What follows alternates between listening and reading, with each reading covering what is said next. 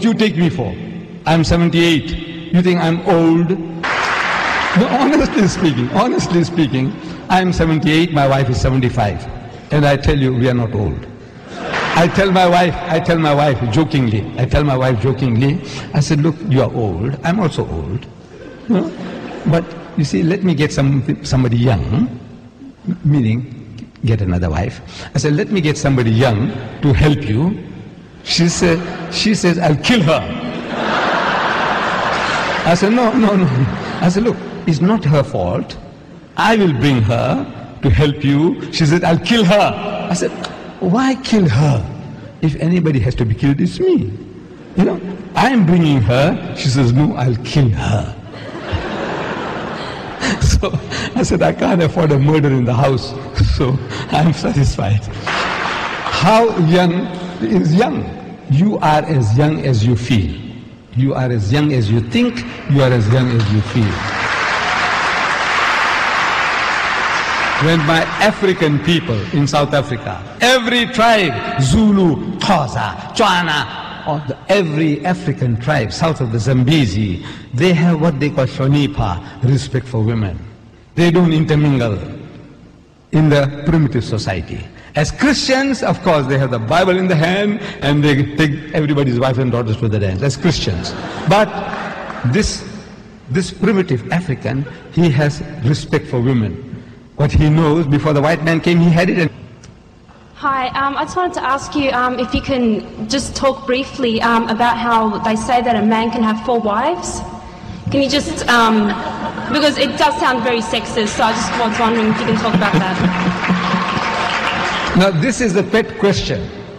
You know, when the Arabs, when they go to America or to Britain, the Westerner says, you come from Saudi Arabia? I said, yes. So how many wives have you got? No. How many wives have you got? So my friend, Karim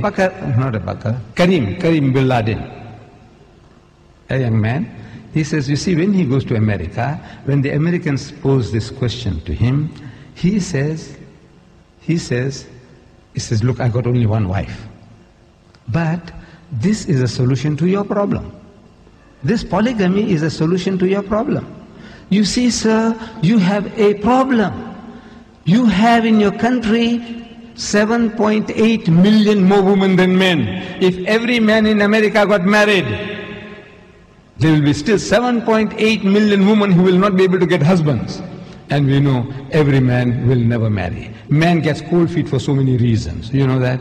I meet a young man. How old are you? He says, 35. Are you married? He says, no. I said, what's wrong with you? What's wrong with you? Do you need a doctor? Shall I take you to the doctor to find out? You know? What's wrong with you? Come on. He said, there is a friend of ours. You know, he's got a daughter, good looking, well educated, good family. Come. It's right. It's right.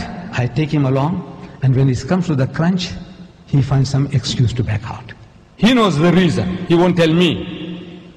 But maybe at the back of his mind, he won't make the grade man. You know, he has done so many abuses, he's finished. That guy, so he finds excuse for not doing that. Man gets cold feet for so many reasons. But women, you know, somebody to give them protection. They don't mind a husband. They don't mind a husband. Even if they're frigid, they're cold, they don't mind somebody to give them protection. I'm telling you, this is the psychology of women. But we know every man will not get it. Even if every man got married, there will be 7.8 million women without husbands in America. And of the manpower they have there are 25 million sodomites. You call them gays. Another 25 million women can't get husbands. Then your prison population, 98% are males. Your prison population, 98% are males. I said, your problem is getting compounded. Islam offers you a solution. You laugh at us. I said, the laugh is on you. The laugh is on you. Islam says, marry women of your choice by 2s and 3s and 4s. But if you cannot do justice between them, marry only one. The only religious book on earth.